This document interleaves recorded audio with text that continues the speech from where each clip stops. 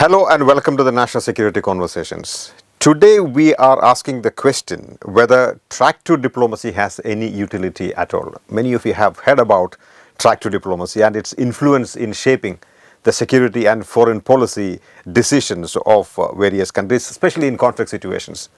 So what does track 2 diplomacy mean? What impact does it have, if at all? And how does it shape the outcomes of a conflict? To discuss the meaning and utility of track 2 diplomacy, I have with me in the studio Professor Peter Jones of the University of Ottawa.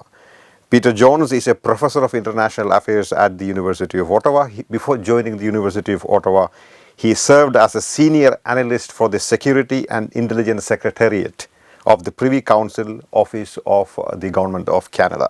He is currently teaching at the University of Ottawa and is running several track 2s, including one in South Asia between India and Pakistan. Welcome to the National Security Conversations, Professor Peter Jones. Thank you for having me. Let me begin by asking this very fundamental question. What is track 2 diplomacy? How is it different from, say, track 1 diplomacy or multi-track diplomacy? And how is it different from a civil society gathering or a gathering of just peaceniks? Yeah, it's a very good question. And part of the problem we have in the field is that track 2 is a very broad term. And it's used to describe a wide variety of different kinds of interactions. So one of the things one has to do when one is talking about track 2 is, well, what kind of track 2? Most of the track 2s that I'm personally involved with are gatherings of people who are close to government, who have some influence perhaps they're retired senior officials, other advisors, and they meet quietly to talk about policy issues in the hope of generating some recommendations that can be fed back into the system. But there are all kinds of people who would say, well, that's all very well, but track 2 is also when civil society groups meet, when people-to-people contacts happen, when groups of lawyers from across the divide, groups of artists meet to talk about how relations could be improved. So, meaning people in general. That's right. So that's another kind of track 2. So as I found, because part of what I do is I also do research and writing about track 2 as well as running these projects. So I found one of the things one needs to do is be rather specific about what kind of track 2 one is running. So I think your question really leads to the answer that it's all kinds of things. It depends, but you have to be very careful and specific. I mean, you're one of the few people who've written a book on the subject. I mean, Stanford University published your book in 2015, right? And it was on track 2, and I've looked through. It's a fantastic book. Congratulations on the book. It's on the theoretical and practical aspects of track 2 diplomacy. So going back to my questions, how is it different from a track 1 sort of an initiative? Yeah. Well, track 1 by definition is governments. Right. The people there are working for the governments, right. They are under instruction from their governments, and they are negotiating on behalf of their governments. So it is diplomacy per se. Track 2, whether it's this sort of people who are close to government but not quite there, or whether it's the broader people to people, the assumption is that the people are there, they have a little bit more freedom, a little bit more, they're not representing their governments, they're not representing an official position. Some of them may, as I say, be close to their governments, may have a sense of what their governments are thinking, but they have a little more latitude, a little more freedom to explore the issues and to do a deeper dive into the differences between the players at the table than people who are there just representing their governments, who have instructions, they have to adhere to their positions. So this kind of track 2 that I'm involved with, which sometimes is jokingly called track 1.5, it's close to track 1 but not quite, but it still allows for this sort of more general discussion and a little bit more intellectual freedom to explore new ideas, to propose new ideas, to have the kinds of conversations that diplomats often can't because their instructions forbid it. But I thought track 1.5 is slightly different in the sense that you may have serving officials coming to a track 2 meeting. I'm sure some of your initiatives have that. IISS has such initiatives where you have officials joining the track 2 crowd, as it were. But my second question basically is about how did a foreign service officer turned academic get involved in track 2 business, especially in far-flung regions, Iran, Israel, Palestine, India, Pakistan. What sort of brings you to all of these places? Yeah. Well, just to go back to your last point, you're quite right. Officials sometimes come to track 1 meetings. But the idea is, the theory is that when they're there, they're in their private capacities. And therefore they have this ability to speak beyond their instructions. It's part of the ground rules of the interaction. But now to go to your question of my own background, for part of my time in government, I was in the foreign ministry in Ottawa. And Canada had a job of, was asked to facilitate some of the discussions of the Middle East peace process. And so we had a variety of different discussions. There were track one, everybody was under instructions, and they achieved some results, but not much. And I left government for a time of about 4 years, and I moved to Europe, and I went to a think tank in Sweden. And I was there to run CIPRI, and I was there to run a Middle East project.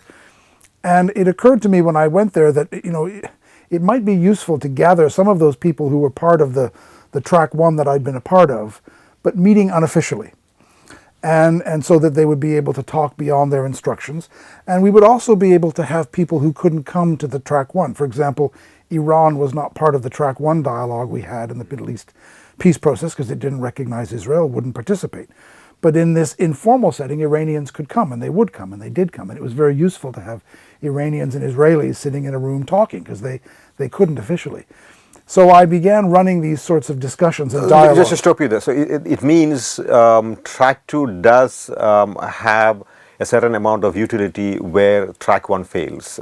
Is that what you're getting at? Or where track 1 cannot have certain discussions. I mean, that was the sort of the epiphany I had when I started doing this at this institute in Sweden, was that we could have discussions that track 1 couldn't. Because in track 1, the Israelis, for example, had instructions they would not discuss their nuclear issues. Because officially Israel refuses to admit that it has such issues. But in track 2 they would, or they'd at least begin to acknowledge it. And also in track 2, Iran could participate where it couldn't in track 1. So it was a forum where people who were connected to government, in some cases serving officials, in other cases people who were retired but close to government, they could meet people they couldn't meet in track 1, and they could have discussions they couldn't have in track 1. And there was a utility to that. Now, they couldn't make any decisions. They couldn't achieve agreements. That's something only track 1 can do. Track 1, officials can reach agreements on behalf of their governments. In track 2, people can discuss, they can develop ideas, they can agree amongst themselves on certain proposals and so on, and take those home and give them to their governments. But they cannot themselves commit their governments or reach agreements that are in any way binding. But they're taking advantage of this space, this ability to have a discussion they can't have in track 1, to explore some things that they can't do officially.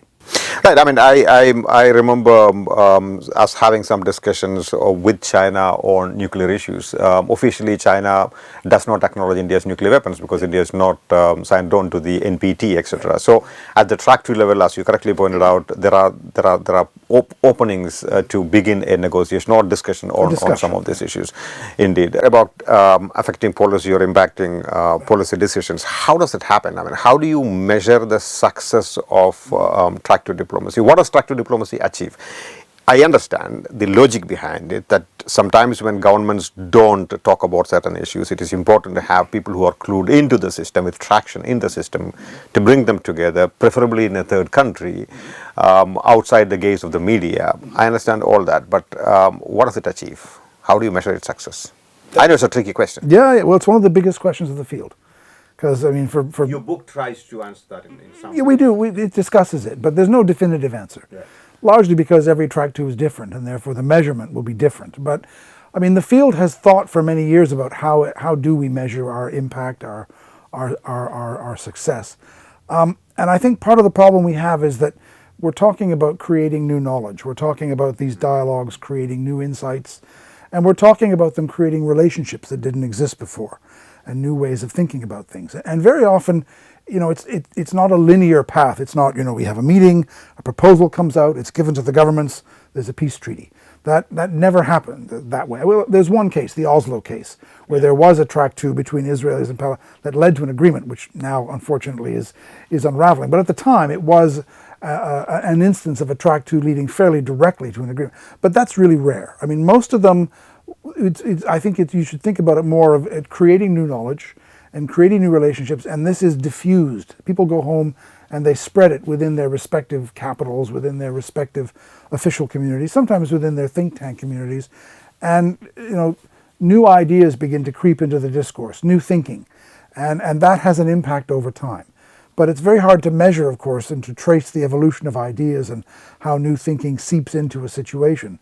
So it's difficult in that sense. I mean, you can evaluate a Track 2 dialogue based on, whether the money was spent properly, because you have a funder and they want to know if the money was spent to what it was supposed to be spent on, and things like how many meetings were there and things. You can do an evaluation, but measuring impact is a little different. And there I think you have to follow the people who were part of it. Sometimes they go back into government and they become influential people in government. Sometimes they have advisory positions. Sometimes they influence the public discourse in the media, which changes things. But it takes time. It's sort of a seepage of knowledge into the system. Peter, you mentioned about people in the government are often a bit skeptical while they are in government about Track 2 initiatives and what these guys are doing, etc. Once they are out of the government, they tend to be more positive about it. How do you sort of view this shift or sort of change of heart, as it were, from what they were while they were in the government and what they are when they come out of the government? What explains this radical shift, if you perceive one? Yeah, I think to some extent, there are probably many reasons. I mean, individuals always have different reasons for the way that they think about things. But I think one of the issues that I've encountered is that, many officials aren't really aware of what Track 2 is. And they assume that it's this group of people who are trying to usurp their role, who are trying to make policy, trying to commit the country to certain courses of action. And they're instinctively cautious about that. And they fear a loss of control over the issues. And so they are leery of this, right? And as I say, I think when it's done well, it doesn't try to do that. That's not what it's about. We recognize that at the end of the day, only the government of India can make policy for India. And no one says that we're trying to do that for it. I think really the utility of Track 2, and this is what Mr. Schultz said, and he wrote the preface to my book, and he says it in the book. I discovered when I left government that the purpose of Track 2 is to go places where governments can't go, and to have the kinds of discussions governments can't have, as a way of beginning a process of thinking about things which officials find difficult to do. And that has enormous utility. So I think that there are these people, when they leave government, they realize that they can use Track 2 to sort of meet people they couldn't meet when they were in office, and to explore issues in a way they couldn't explore when they were in office, and that strikes them as potentially very useful. Tell us something about the work that you've been doing in South Asia. I know it's an ongoing work, but whatever you can tell us in a sort of broad brush manner about the work that you've been doing in South Asia. Yeah, it's a dialogue. It's called the Ottawa Dialogue, and it has been going on for many years now. It actually began with a discussion amongst retired maritime people on maritime issues, Navy admirals, Coast Guard people, and so on, about the maritime relationship between India and Pakistan. And then from there, we branched out and formed other groups. We have a group on nuclear issues, a group on conventional military issues. We have a group that's a trilateral, India, Pakistan, Afghanistan, on issues of stability in Afghanistan and how that affects South Asia. We have a group on intelligence issues, which is former intelligence officials. So these groups, they all meet 2 or 3 times a year. We try to have an agenda of, rather than just a sort of a general discussion about India-Pakistan relations. We always have those discussions at the beginning of each meeting, but then we try to have some specific issues that we try to work on in each of these groups. For example, a few years ago in the nuclear group, we decided to do a review of all the CBMs, the confidence building measures that exist between India and Pakistan in the nuclear field, and see if we could propose some new ones or propose upgrading the ones that had existed beforehand. And we came out with a list of proposals to change existing ones, upgrade other ones, which we made public. We don't usually make our results public. We usually keep them private and give them to the governments concerned and let them decide if they wish to do anything with them or not. But in that case, we made it public. So it's on the University of Ottawa website as a sort of a project that we did. So each of these groups is working on different specific ideas, projects, usually, as we say, ways of examining things that the governments right now find hard to examine because they don't want to discuss it officially, or the mechanism to do so doesn't exist.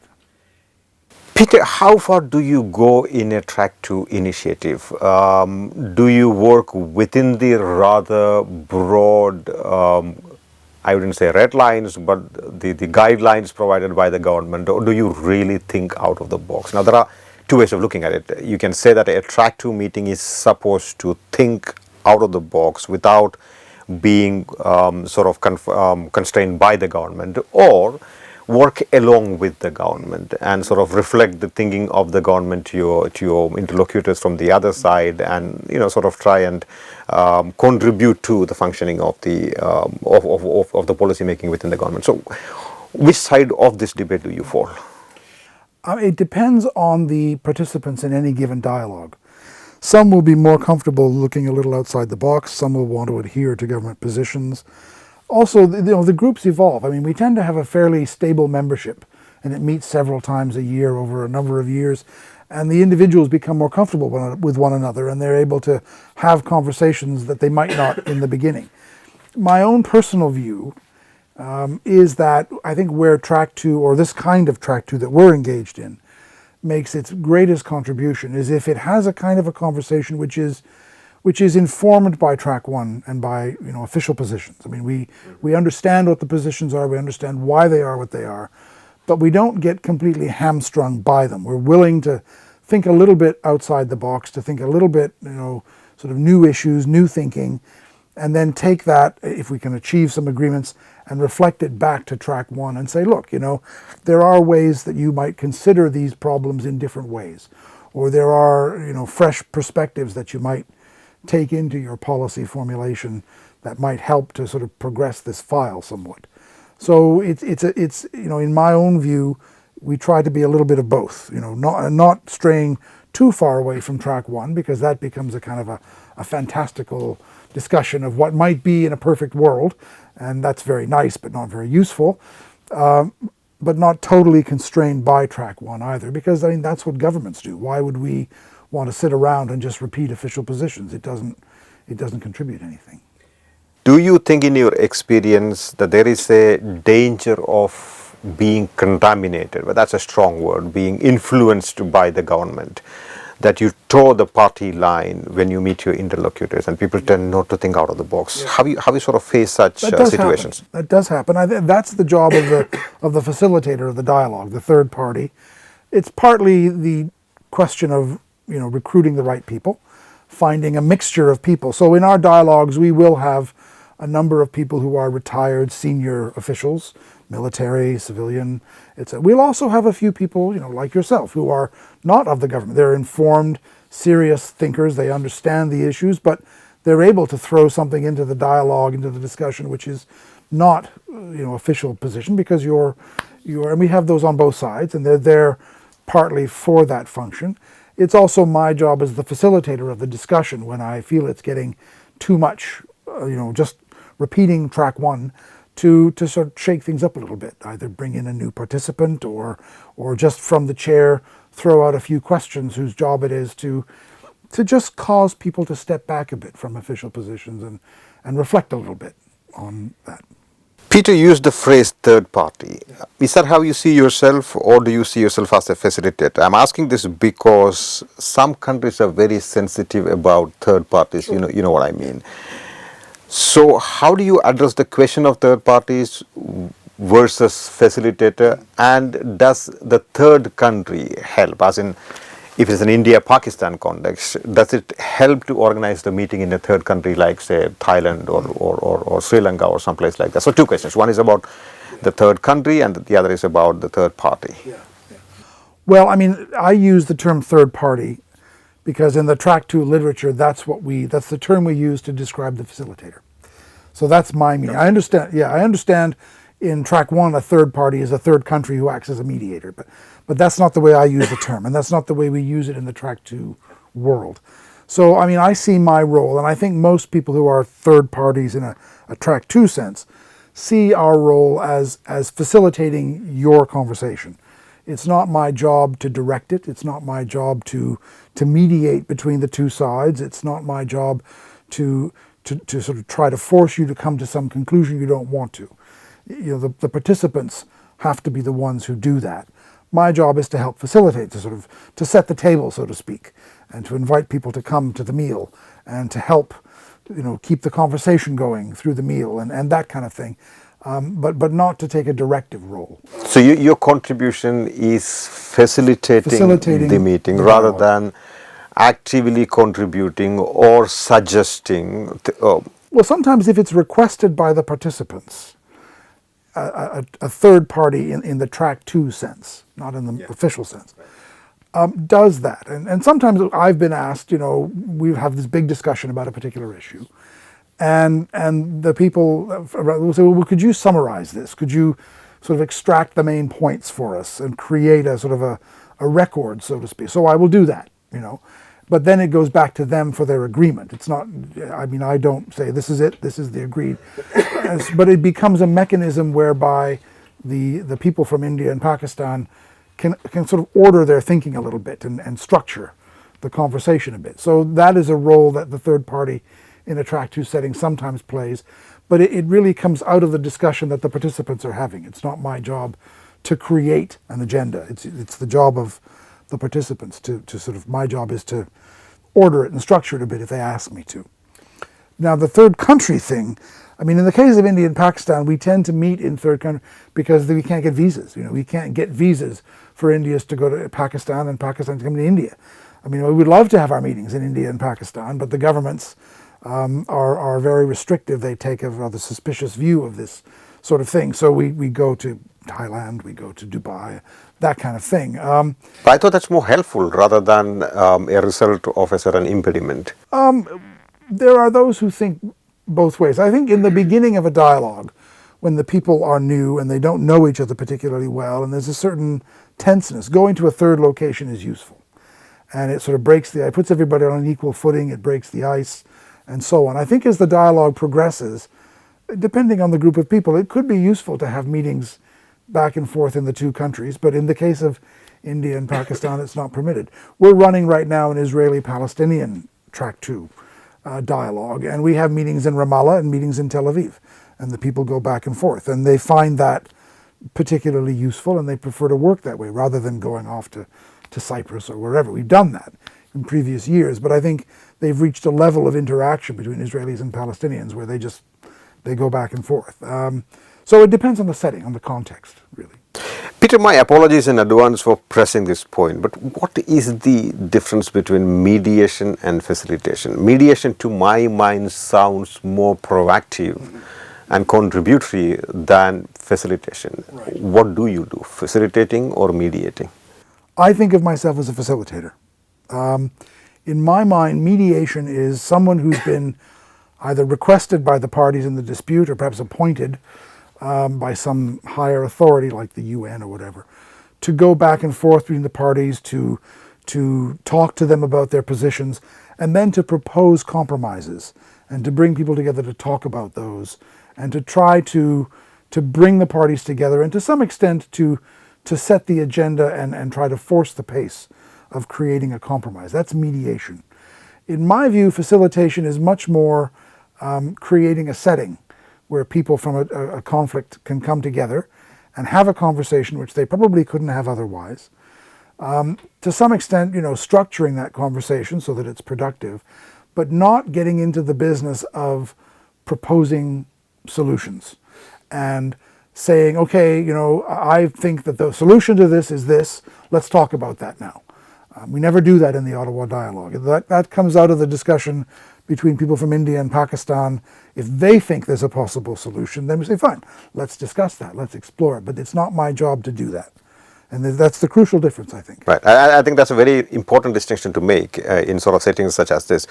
But you did allude to how government officials view track to diplomacy. If I can sort of press you a little more on that. In your experience, how do governments and officials within the government view track to diplomacy? Do they look at it as something that is useful, or are they dismissive about what happens in a track to setting? Well, it's evolving. I think, first of all, you have to talk about, where. I think my experience has been in South Asia, there's a certain amount of resistance on the part of governments to track to. And there's a little bit of leery, concern about its usurping official roles. I think that can change, and I think it is changing. I know that in other countries where we work, Particularly, for example, I've done some track 2 in Europe between different countries in Europe, Russia and other countries, and there's a younger generation of officials who've grown up with this, who've seen it work. And there's also, a history throughout the 70s and 80s and 90s of a variety of different levels of interaction between East and West during the Cold War and after it. So there's a bit more of a nuanced sense of the roles that different levels of dialogue can play. I think it just varies. I think, again, in Israel and Palestine, there's an appreciation, at least on the part of some. There are some in the governments who don't like it because they don't want compromises to be found. And therefore, any dialogue process that's about trying to stimulate a search for compromises and ideas and ways forward, they just don't like it because they don't like that. Others are leery of track 2 because they're afraid it's trying to take over the role of track 1. And so we're at great pains to always say, no, that's not what we're doing. That's not our job. We don't see ourselves that way. And I think if you sort of hammer away at that enough, you can get a bit of a hearing from government officials that perhaps in the beginning they weren't willing to give you. Who is the custodian of a nation's foreign policy and security making policy process? Are the governments the sole custodian of this process, or does the larger public, the strategic community, thinkers, do they contribute to this process, and in what way? That's what I was trying to get at. So it's no more confined to capitals and sort of the boardrooms of the government officials. Well, my answer would be that the government is the sole owner of the process. Okay. Governments are the only bodies that can make decisions which commit their countries to a policy course. Right. I think what you're alluding to, I think very correctly, is that the discussion which informs that process is changing beyond all recognition. Right. And the pressures on governments to respond to new pressures and new ideas and new proposals is increasing. And the tempo, the speed with which governments have to respond to ideas is increasing. There's a news cycle now that's 20 minutes long, and governments have to respond or feel they have to respond. And so the dialogue around the process of how policy is formed is changing, unquestionably. And as I said, I think track 2, governments could recognize that track 2 has a role in sort of slowing down this rampant media universe that's pressuring them by allowing for thoughtful offline discussions. But at the end of the day, governments at the end of the day are the sole custodians of a nation's foreign policy. Got it. What happens in a track 2 meetings? Do participants toe the party line, or do they change? And even if they change, do they go back and then toe the party line again? What's your experience so far has been? Well, I think, as I say, what we're running are dialogues that evolve over time. There's a process of some years, and we have the same participants who come. So they change as time goes. They become exposed to people from the other side, whom they probably weren't exposed to before. They develop a new understanding of the other side's perspectives. Which doesn't mean to say they agree with it, but they begin to understand it a little more. And so their thinking evolves, and you see them changing as the process goes along. But also you're dealing with a collection of individuals. Some people are more comfortable towing the party line. Some, as you go through this process, become more interested in exploring new ideas, and the extent to which they're interested varies with the individuals. The problem of when people go home, and you're very correct, it's known in the literature as the problem of re-entry. You have this situation where people go to these track 2 meetings over a period of time, they get to know the other side, they become perhaps friendly with the other side to some extent, but then they go home and they're subject to the pressures of suspicion of the other side, and so they revert to thinking. And so one of the challenges for the field is to find participants who, when they go home, will have the strength of character to say, well, look, I recognize that there's still this deep suspicion of the other side, and I share it. I haven't completely lost touch with my former self, but there are some new ideas, some new perspectives, new ways of looking at things that I've been exposed to as a result of sitting and talking with the other side that I would like to feed into the policy discussion, just for information, to see if people, would like to think about things in a new way. And so you're really looking for people who have the access to the policy process. They're taken seriously as individuals, and who have the strength of character to be willing to go home after a while and say, there might be new ways of thinking about this. Let's consider some new ideas and to put those into the process. As a track 2 facilitator and as an academic who's written about track 2 in theoretical terms, do you conceive of track 2 initiative as having various phases and processes, and that you sort of have to begin in a certain way, it has a gestation period and then sort of gets into a different phase? Do you see it in those terms? Yes, but there's no set formula. Every one of these is different. But yes, there is a recruitment phase, a beginning phase when you are looking for people to participate and you're working with friends in the local community to find the right kinds of people to participate. And there are those first few meetings, which can last a year or more or two, where people are getting to know one another and feeling one another out and so on. And then you get into a phase where people become more comfortable. Some people will drop out of the group. They say, I don't want to do this. I don't feel comfortable. Others may come in, who are fresh. But the group begins to hit its stride and begins to think that it can make some contributions and think about issues in new ways. And so, yes, you then get into this period, which can be a very productive period. You can then get into a period over time where the group becomes somewhat stale. And you have the same people meeting and they're saying the same things and so on. And then you, as the facilitator, have to think about, is this the time to wrap things up and say, we've done our work and we've made some contributions, but this particular group should wrap up? Or do you say, we could bring in a few new people, we could, which effectively means retiring others, which is a sensitive process, but you do it because you have to. You've been requested by the participants to keep the thing going. But also expanding and developing the agenda, bringing in new subjects that weren't thought about at the outset as things that the group could work on to revive its energy and so on. So it does move through phases, but they're not set out in stone, and they always change with each group. Here's my last question. Can you identify some of the major successes or successful outcomes of any of your track 2 processes in the past? Yes, but I can't talk about them very much. That's one of the problems of track 2. But yes, there are instances, both in the ones in South Asia, in the Middle East, where I know that the work that we've done has led to changes in thinking on official positions. I can talk about one. For some years, I was involved in facilitating a number of track 2 interactions between Americans and Iranians. Before the American-Iranian nuclear deal, which Mr. Trump, of course, has abandoned, but before that was signed, the Joint Comprehensive Plan of Action, which is a multilateral deal. And these dialogues between people who, some of them actually were part of the negotiation. When the negotiations finally began, some of the people that I was working with, they became part of those negotiations. And so they had a familiarity with one another they wouldn't have had otherwise, because they'd actually met, Iranians had met Americans and vice versa. And they'd had a long multi-year discussion of their perspectives, their views. So when the track 1 process finally got going, they didn't start cold. They knew each other. They knew the concerns. They knew the issues. They knew how each side thought about these issues. And so, it didn't necessarily in itself lead to the breakthrough, but it contributed to a much more productive track 1 than would otherwise have been the case. Otherwise, they would have been starting cold. They wouldn't have known each other. They wouldn't have understood their perspectives.